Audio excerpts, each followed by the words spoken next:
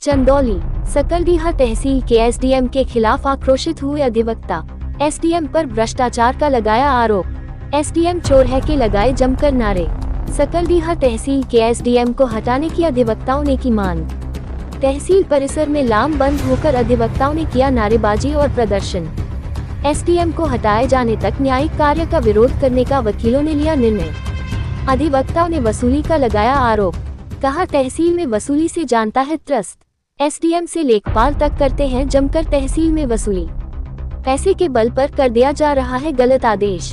मामला सकलडीहा तहसील का। तहसील सकलडीहा के अंदर एसडीएम के खिलाफ नारेबाजी किस विषय पे हुआ? देखिए, एसडीएम के खिलाफ नारेबाजी जो हुई है तहसील सकलडीहा में व्याप्त भ्रष्टाचार के विरुद्ध। यहाँ पर इतने बड़े पैमाने पर भ्रष्टाचार बढ़ गया है कि आम जनता यहाँ पर अपने आप को ठगा हुआ महसूस कर रही है। आम जनता आती है कचहरी में और दिन भर जो है कि पैसा फूकती है और चली जाती है। यहाँ पर लेखपाल से लगाए जो है कि एसडीएम तक सभी लोग उसमें लिप्त हैं। आम पब्लिक को न्याय नहीं मिल पा रहा है। जैसे कि अब यहाँ पर खतौनी में गड़बड़ी है तो उसके लिए 38(2) में जाइए। 38(2) में महीनों लग जा रहा है, 2-2, 3-3 महीना, 6-6 महीना तक लग जा रहा है। उसमें आम पब्लिक को 5 से 10 हज़ार रुपये खर्च करने पड़ रहे हैं। संक्रमणीय असंक्रमणीय भूमिधर नहीं हो पा रहा है धारा 76 के तहत। और धारा 80 में भी जो है कि बड़े पैमाने पर पैसा चाहिए तभी धारा 80 होगा, नहीं तो नहीं होगा। और इस तरह से मतलब बहुत से मामले हैं, जैसे कि दाखिल खारिज का ही मामला है।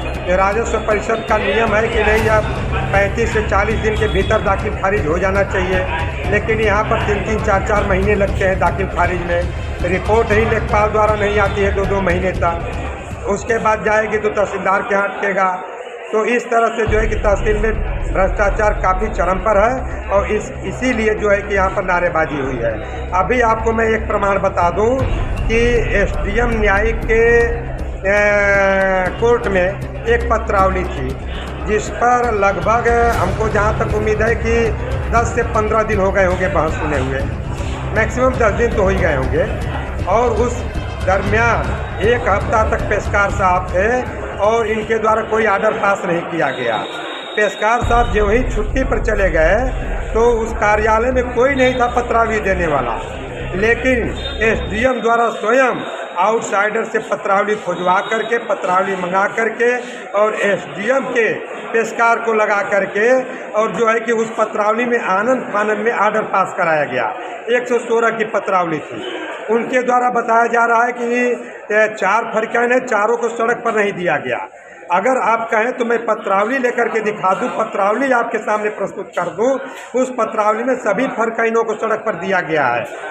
एकमात्र जो नंबर है 118 नंबर, 118 नंबर सड़क पर नहीं जाता है, कहीं उसमें सड़क नहीं है। उसमें जो है आपत्तिकर्ता द्वारा कहा गया कि इसको भी सड़क पर दिया जाए, जिसमें कि मैंने इनको नक्शा भी दिया था कि श्रीमान जी देखा जाए ये सड़क पर नहीं है। फिर भी इनके द्वारा उसी को आधार बना करके और अवैध रूप से अनलीगल तौर पर इनके द्वारा जो है वो पत्रावली खारिज कर दी गई, जबकि ये पत्रावली सन 17 से चल रही है, सन 17 या 18 से चल रही है। यानी कि लगभग 8 से 10 साल इस पत्रावली को हो गया और इस तहसील द्वारा इसको बार बार लटकाया जा रहा है। 2-2, 3-3 बार इस पत्रावली में फाट बन चुके हैं। फिर भी जो है कि जो आपत्ति करता है वो दबंग आदमी है, पैसे वाला होगा, इसलिए जो है कि उसके पक्ष में हो रहा है। और हमारा पक्षकार जो है गरीब है, वो अपनी बेटी की शादी का इंतज़ार कर रहा है कि हमारा फाट क्लियर हो जाए तो मैं बिसा दुबिसा बेच करके अपनी बेटी की शादी करूं।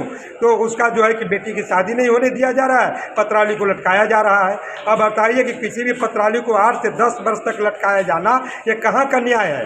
कैसे न्याय मिलेगा? कैसे लोगों को न्याय पर भरोसा बनेगा?